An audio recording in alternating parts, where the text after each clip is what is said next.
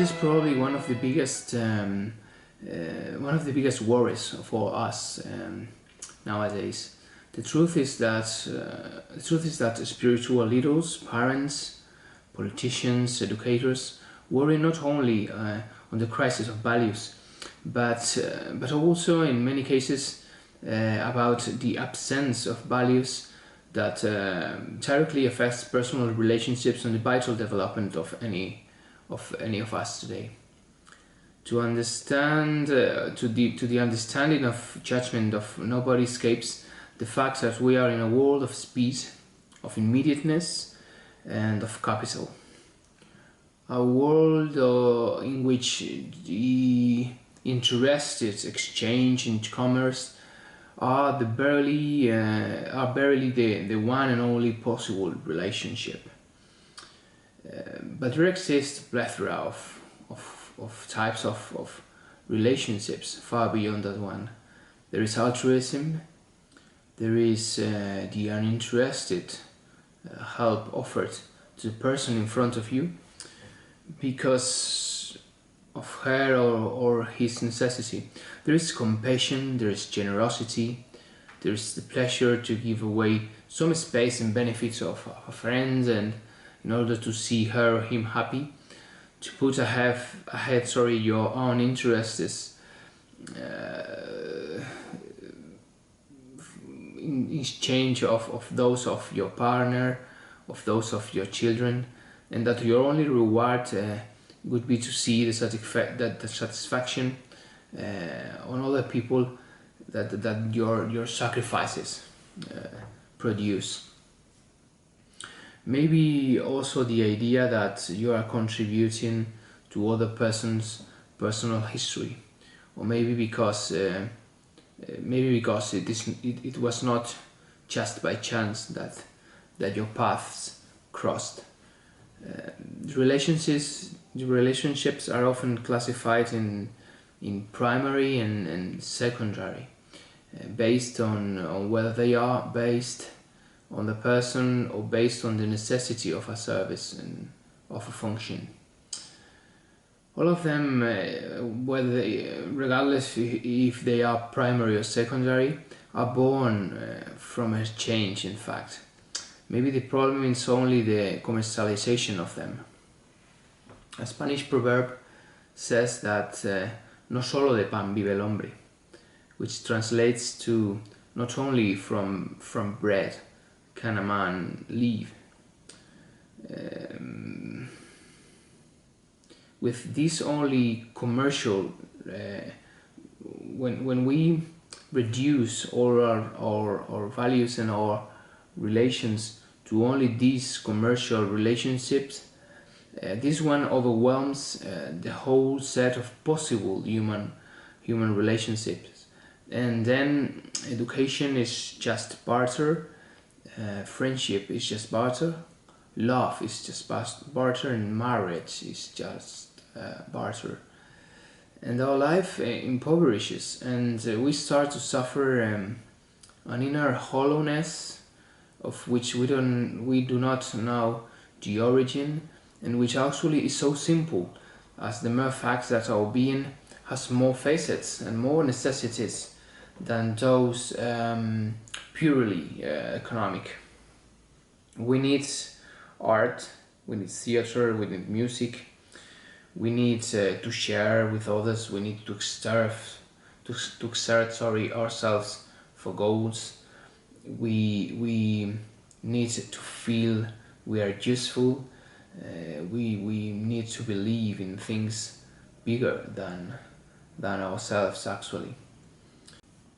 Not to be able to give or to lend without obtaining interest because of these modern values, and not because these modern values don't allow you to do it, or to develop the idea that we can buy felicity, that we can buy our felicity, the felicity of others, that we can buy one another's will, we can buy knowledge, all kinds of knowledge, to buy rights,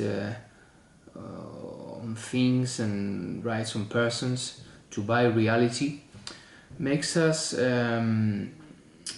makes one to start talking about himself as a character, not as a person, as a third person, and makes us start talking about others as objects, as just means for our goals. It is the reification and the objectification of relationships. I think values today pass through a kind of desert that is very much related with all this we are talking about. The effect of reducing relationships to only one of them, one of this one only commercial relation, transforms others in objects, but it also has a worse effect. When transforming us from a person to a character in our story, it impedes that you get close to the Socratic ideal of knowing yourself, and thus fulfilling yourself and fulfilling your personal history becomes an impossible enterprise. And that is everything. That your personal history is all that is here for you. They say Freud in his late years used to wonder himself and ask himself about the fact that we are constantly insisting on looking for happiness, and worse that after insisting we normally feel surprised when we reach it. This is why I think this is why the absence of spiritual north is sign of our times. Only with the proliferation of all kinds of proposals that try to fill the void of an spiritual north, of an spiritual guidance.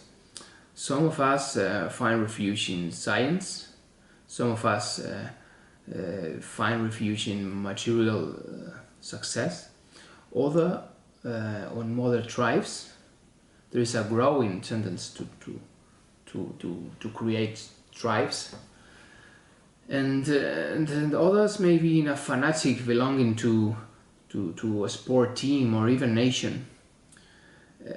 But all of them lack of the real spiritual chain of a spiritual content, because they are just adaptations of a material origin, and primarily they lack of the needed sacredness that Mircea Eliade used to defend on his books. That every spiritual proposal needs in order to be felt as transcendent, as beyond, as bigger than ourselves. I think this is probably at the core of the lack of values in nowadays world.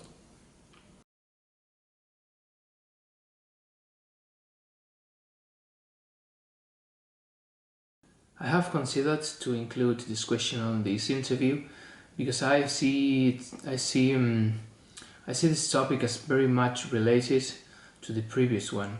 In addition to the fact that it is about a very, very so important topic. What worries me the most about youth and about young people and education is the process of regression that is happening with the development of new generations at levels intellectual, cognitive, and even of knowledge. More and more, if we observe, it is happening a simplification on the perspective, a reduction of visions, a growing introspection and mental and emotional isolation. I think at the same time we are coming back, no, we are coming back, or letting or the new generation come back to passions and primary desires, more animal and more primitive, and even defending these approaches as more authentic being, as a more natural way of being, a more natural human expression. And it is more me when I'm giving a free ride to my passion, to my passions. I am being more authentic, more me, and it's a more authentic way of expressing my inner truths, or the inner truths in me. Thus, and by greed, manifestations of force, and more are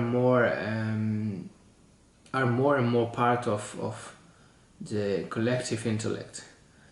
It is normal, it is common, it is actually socially awarded that I can confront and even try to destroy other people, or another one in a determined and successful self-expression. And I really think that this is starting to be part of young people's reality, and they are becoming more self-centered, and this is quite alarming. I think a conflict has traditionally been seen as a difference in positions, and the dynamism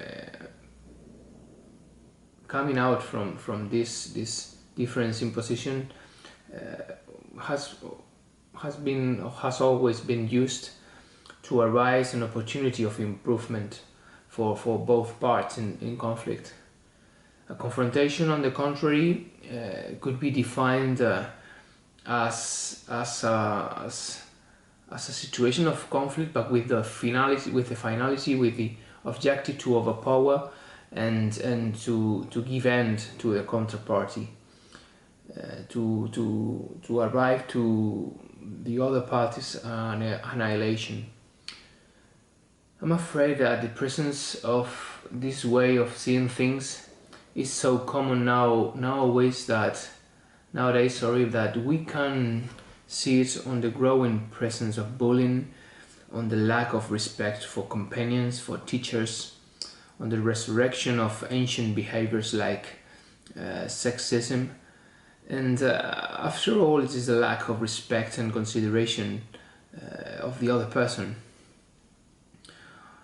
On the contrary, vanity and badly understood personal expression is given space to these behaviors that undermine the way of young people to become happy and innerly successful persons, adult persons.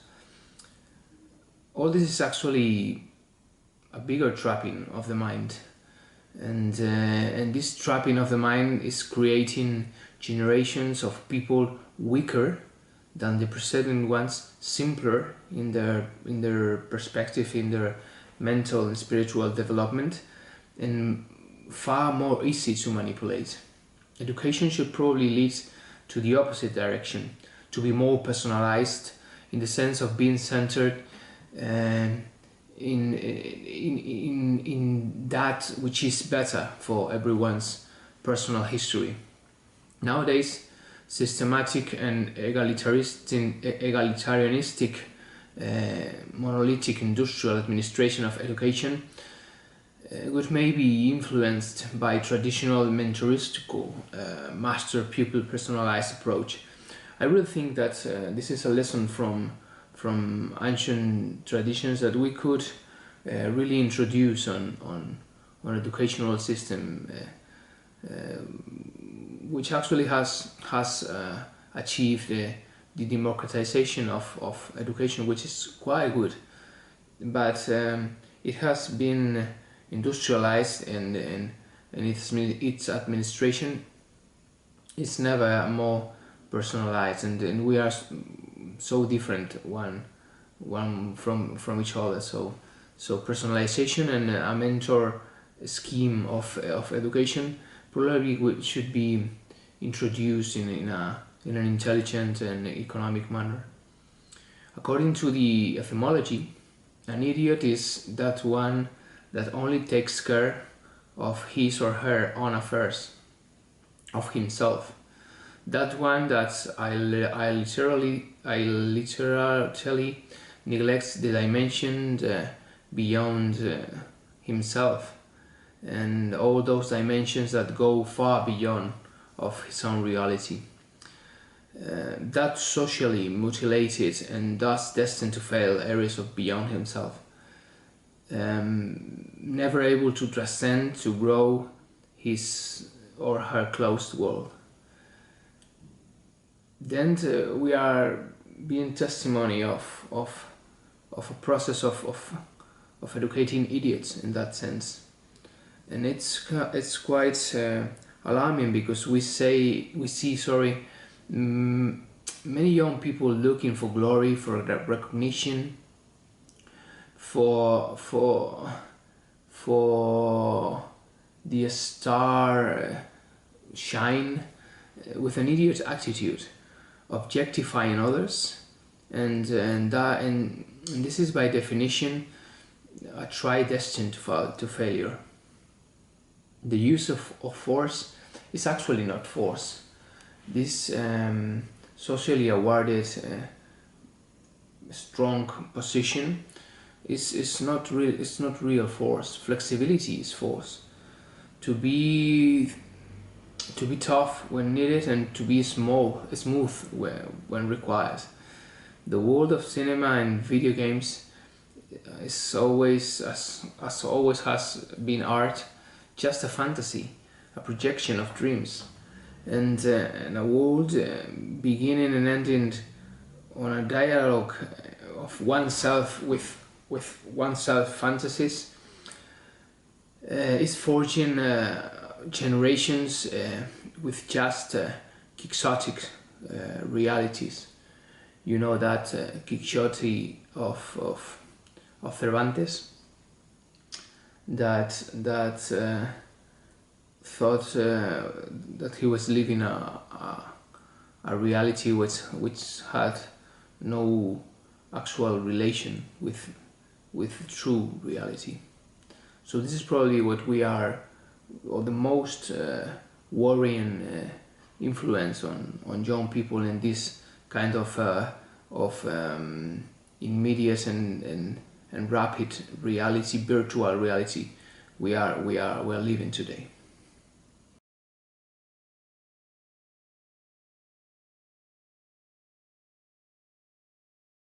Personal affirmation and expression. Learning to say no. I think I have already given on the previous questions some of the central ideas on my thought on this topic. To have to learn to say no is probably just a symptom of the lack of emotional skills, of values, of guiding spirituality that we have today. And it is not the biggest challenge. After learning to say no, it probably would come the necessity of learning to say yes, which is actually much more difficult than learn to say no. I think the only irreproachable way, or the only irreproachable path to personal expression, one not coming out of confrontation with others, it's just fulfilling your personal history, fulfilling your path, your own way on life, to realize your inner energy and to become what you want to become. Submerged as we are in a whirlwind of necessity, of the necessity of being strong, to be someone and to be capable of saying no. And as I said before, we put the center of our action in others, and we actually live through other people's life and goals, and often actually no one's goals, since those that we believe to be the one's perfect goals are no more than the product of the dynamism of collectivity. We have achieved its own life, but actually they are not no person's goals. They are just imagination, collective imagination products that have a right to have their own life and their own reality. Every path is good. Every path is good as long as it is your path. And there is no, we like to say that there is no better school than the school you need.